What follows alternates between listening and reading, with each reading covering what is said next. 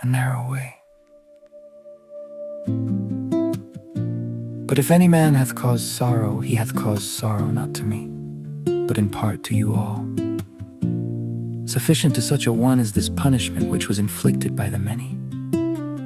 So that contrariwise you should rather forgive him and comfort him, lest by any means such a one should be swallowed up with his overmuch sorrow.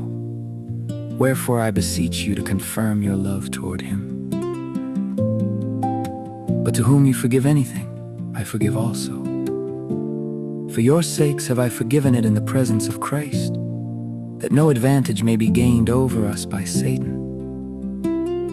For we are not ignorant of his devices. 2 Corinthians 2:5-11.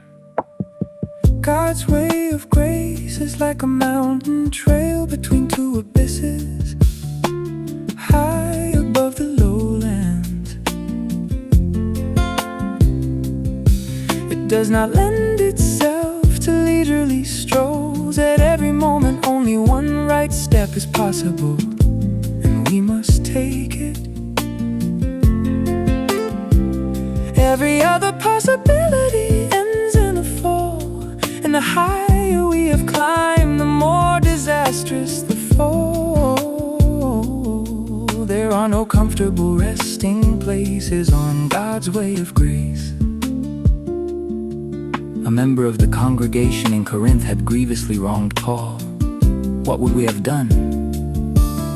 Do you see the two abysses? Falling into the abyss on our left, we would say, I cannot get over it. This man has hurt me to the quick. He is a dark spot in my life. I am through with him. But something in us, the very best in us, remains untouched and free. In such an experience, to imprison yourself in a grudge, to keep staring at your injury as a caged bird stares at a snake. This is treason against the soul, a fall from grace. Paul shook it off. He hath not caused sorrow to me. He would not let a dark spot develop in his heart. To the right yawns the other abyss. What do I care? I shall ignore it. But the human heart beats warmly. The person who can no longer become angry has lost their soul. If resentment is entirely extinguished, a person is living a living death.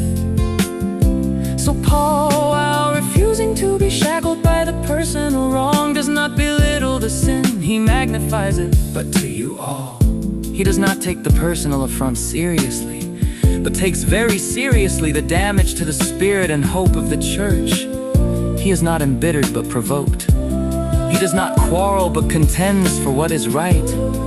He shook off the wrong only to take it up again as a free man and bear it.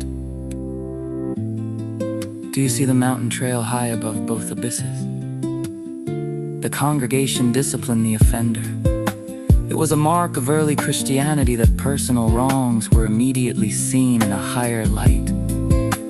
They did not make as much of them as we do, but took them far more seriously. They spoke honest words. We also chastise each other, but caprice determines our discipline.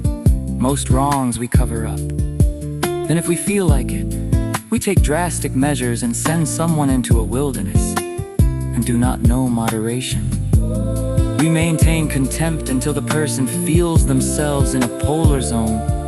Sometimes they are ostracized for life, and often they are not the worst people. We vacillate between hushing up and blind zeal. Our discipline is born not of life, but of death. Paul called a halt. Forgive him and comfort him, lest he be swallowed up with overmuch sorrow. The Bible shows everywhere a disinclination to extremes, extreme wickedness, extreme justice, extreme sorrow. These must not be. Extremes consume people. They build walls between us and God's will. People must sometimes be broken, but never completely broken. A bruised reed will he not break. Paul warns, do not become pharisaical, lest Satan gain an advantage destruction and despair would become the offender's portion, another triumph for the devil. In God there is coherence between chastisement and forgiveness. The bond must not be broken. Wherefore I beseech you to confirm your love toward him. Paul presupposes they already possess this love and need only let it flow, like turning a faucet. Among early Christians lived an ever-present love, ready to forgive at the very moment it inflicted punishment.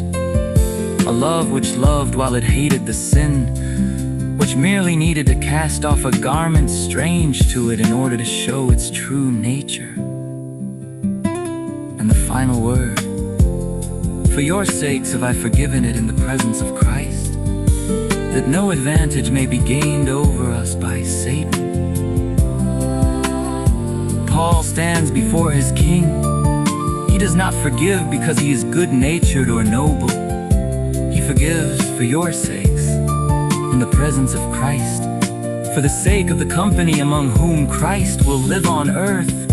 From grace flows the wisdom that asks nothing of a person by asking everything. We live in a time when collapse threatens, because people do not know if they shall forgive one another. And they do not know because Satan's devices are succeeding, making us hard and unforgiving. May here and there people be found who will dare to walk this narrow way and remain on it.